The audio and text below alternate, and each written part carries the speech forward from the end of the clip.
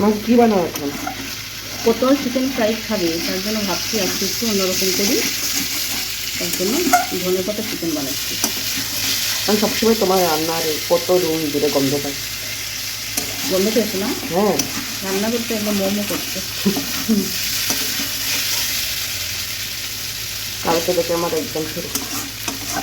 প্রতিদিন chicken fry chicken pakora এগুলি ভালো লাগে না, এগুলি খাওয়া ঠিক না। তার জন্য একদম কোনো রকম মশলা নেই। এবার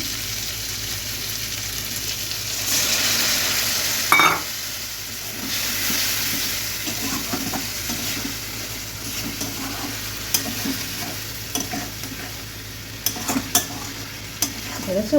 হ্যাঁ না, পুরো সবুজ হয়ে গেছে। নামানোর আগে আমার আরেকটু ধনেপাতা করবে, ব্যাস। ওই ধনে পাতা নেই, আমি তো বলি শুদ্ধ লঙ্কা দিয়ে দিয়েছি। না না, লঙ্কা না, দুটো লঙ্কা দিয়েছি। একটা লঙ্কা দিয়েছি পেস্টে ওই ধনেপাতার সঙ্গে, আর একটা এই যে গোটা দিয়েছি, নাহলে খেতে পারবে না, ঝাল ঝাল লাগে। এবার একটু ঢেকে দেবো। হয়ে গেছে না? একদম। দেখেছো? দারুণ লাগে রে। খেতেও দারুণ। এবার নামিয়ে নেবো।